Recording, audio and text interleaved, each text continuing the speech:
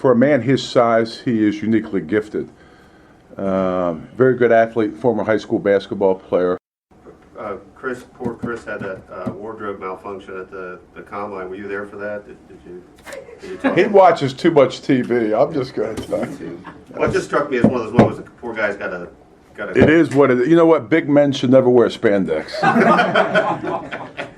It's just fun to be around. You know, he likes football. You can see guys that really like football, like being around the locker room.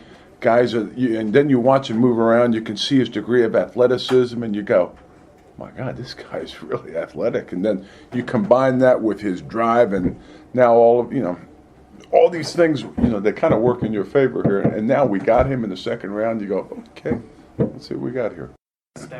You know what?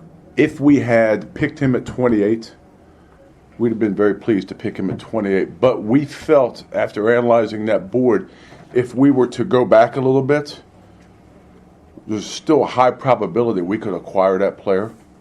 And you know what? If luck we had it, we acquired the player and got some picks. Absolutely.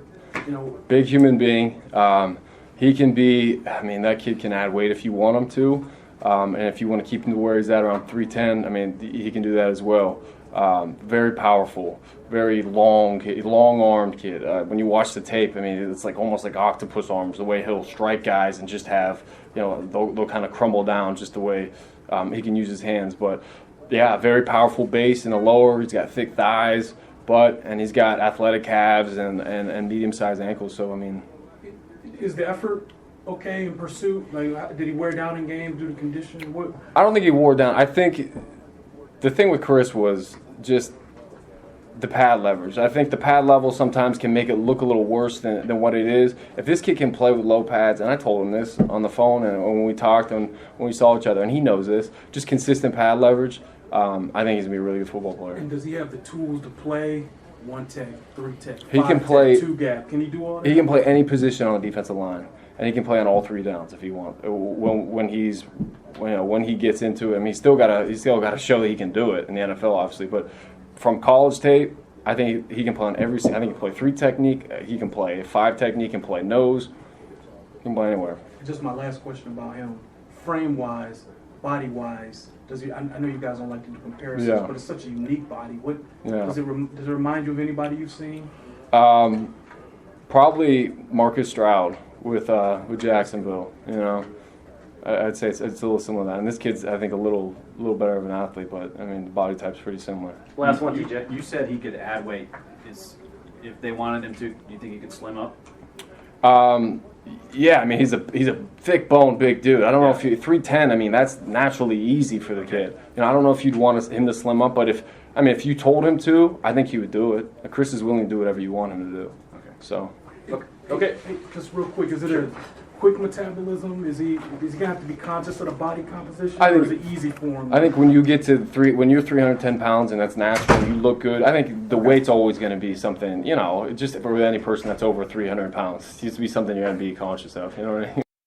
I know you'll evaluate things once you get going here with Chris Jones, but just in your mind right now, what kind of plan do you have in store with him? Well, I don't know that exactly. He can play a bunch of different spots for you. So the one thing that I'd love to do is to be able to throw fastballs at the offense. So he allows you to do that. He's got to come in here and work hard and do the things he needs to do, obviously. How important do you feel like conditioning and nutrition and things like that are going to be for a guy like him? He moves around pretty good, so I think he's going to be okay.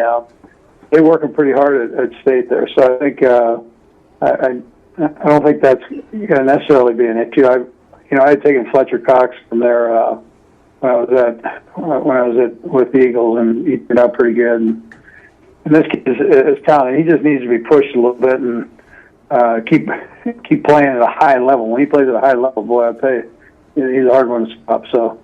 I look forward to getting him in here and letting our guys be around him. I think he'll feed off of that room that we have there. Andy, I was just saying, a lot of the defensive linemen were saying pretty positive things about Britt's ability as a D-line coach. And now that you've got this real moldable guy in your room, do you kind of elbow your son a little bit saying, hey, man, this one's on you, make it work? Yeah, Yeah, put a little pressure on him. Yeah, no, he understands that. I mean, it'll be a great thing for that room. Like I said, that room right there is something special. I mean, the pose and all the guys in the pose, Howard, all those guys, Bailey's. I mean, those are hard working, tough class acts. So, and listen, Britt's got a new challenge here. Not only being the D-line coach, he's got another player here that he has an opportunity to coach. So I'm happy for all of them there. That's a good place for this kid to be.